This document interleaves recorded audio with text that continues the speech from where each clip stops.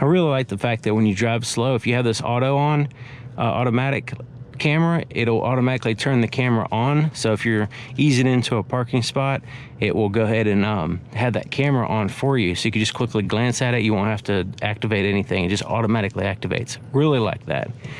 So let's take it out on the road and see what we can do with it. And this is an off-road vehicle, but I don't have a place to drive it off-road, so we'll have to leave that to the other reviewers that are off-road focused type channels. This is more, and this is really an on-road. I mean, really, the people that are buying this are not going to be taking it off-road very much. Maybe a dirt driveway or something, but it's really not set up for a real off-road experience. It would just not be good.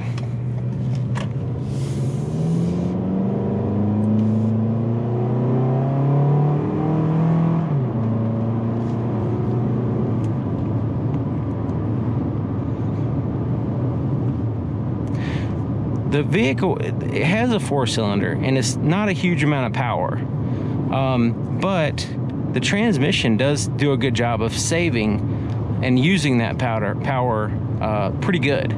It does a pretty good job of, you know, giving you the adequate gear ratios for whatever you're in.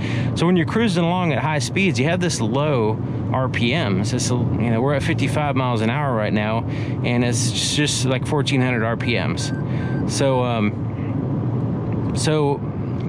the engine has the power to be able to handle that ratio, you know, and keep you at a comfortable. It doesn't feel like the engine's straining or anything like that. Now it does have an adaptive cruise control, and I'm using it right now, and so it has the radar, so it's keeping my distance away from that vehicle, so it's bringing me down to 45 miles an hour, and my speed is actually set at 55, but it's actually able to, you know, sense that vehicle and keep me at a distance.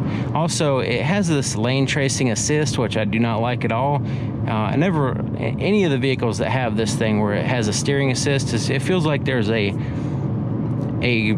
drunk person in your passenger seat with their hand on the wheel, and it's constantly fighting you and putting you in these awkward, you know, positions on the road and swerving around. And, you know, if you got a cop behind you and you have this thing turned on, then you're probably going to get pulled over, because it's going to make you swerve all over the place.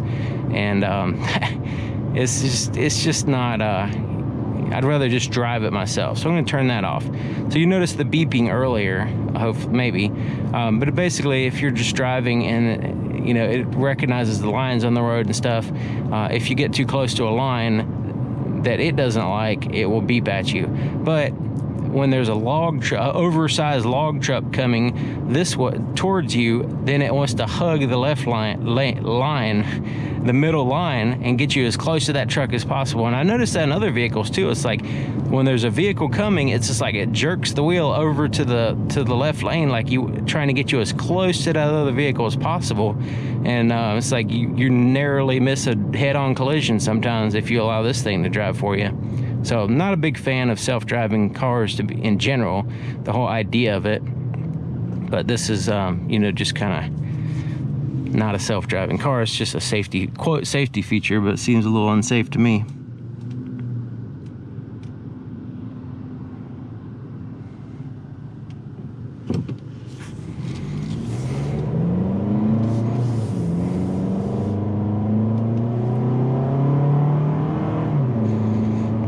As far as acceleration goes, it's pretty decent. I mean, for a 4-cylinder all-wheel drive vehicle that has this size and everything, it's pretty decent. What I'm not impressed by is the fuel economy. So I'm averaging about 26 miles per gallon. And if you're going to compromise on the power to have a 4-cylinder, you think you get, you know, better gas mileage. So, you know, I mean, my vehicle that I drive normally, I get much better than that, and I have like almost double the power and all that stuff. And it's a heavy vehicle. It's a Dodge Challenger, so it's a heavy vehicle. So it's not like some light and nimble vehicle or anything. So anyways, it's kind of odd that the whole 4-cylinder thing, and having a 4-cylinder that gets worse gas mileage than a V6. It seems like that's a trend now, and I'm not sure what's going on with that. Now, this has a camera system up here, and I don't know if you can see, it actually shows, it says 55 miles an hour. And basically, it looks for street signs, and it'll tell you what the last street sign said. It doesn't use the GPS for this. It actually uses the camera to see, because there's places in which there's no speed sign, there's no speed limit sign, and it just won't show anything. So if it's using the GPS, then it would show it still, but in this case it has to wait. Or if the speed limit changes, and it doesn't, like if it goes from a 35 miles an hour zone and then you go to a 55, it just doesn't pass, you don't have a sign there, then it'll stay at 35 miles an hour the whole time. So, you know, just to give you an idea that it's actually using the camera up here. But it's handy, because sometimes you're in an area and you're like, you know, what's the speed limit? Is it 45, 55, 65, you know, 25? You don't even know sometimes, and there's nobody around, and you're like, dang, you know, I don't know what the speed limit is. And it happened to me. I got pulled over one time because I thought the speed limit was 45 and it was 35. And then it was funny because by the time I actually pulled the vehicle over, and the cop was behind me, by the time I pulled over, I pulled up right in front of the speed limit sign that said 35. So I didn't see it until after the fact. So anyways, but yeah, so this will tell you, hey, you know, the last speed limit sign was 55. So now it's not showing anything. So I don't know if it saw a sign it didn't recognize, so I guess it figured it would just like go away or whatever, just safe. I don't know, but it doesn't have it.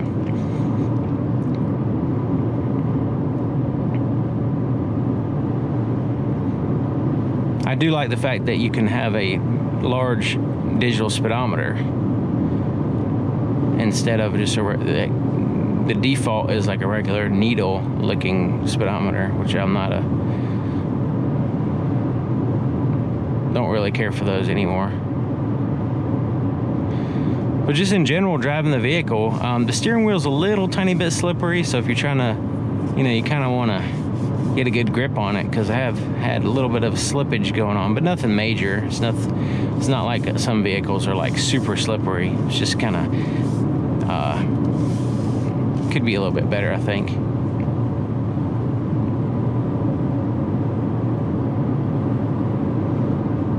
It does have the JBL sound system, and it's kind of mediocre to average. It's nothing really special. I was thinking about doing a special video on that, but I've tried to do that in the past, and it doesn't really pick up very well.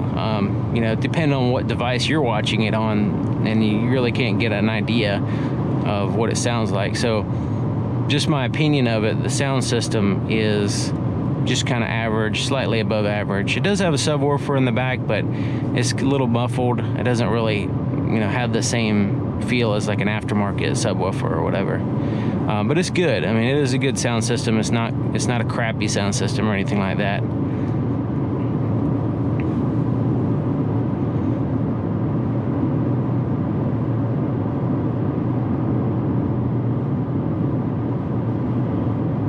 There's a little bit of engine noise and road noise, so it's not a super quiet vehicle.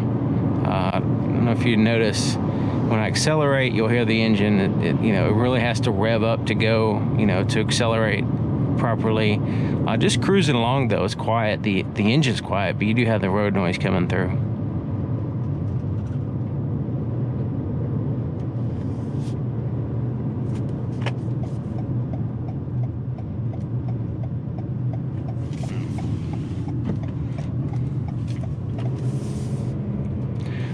So there was a yield sign, now it says 45 miles an hour. So it shows not just the speed limit sign, it actually showed the yield sign as well.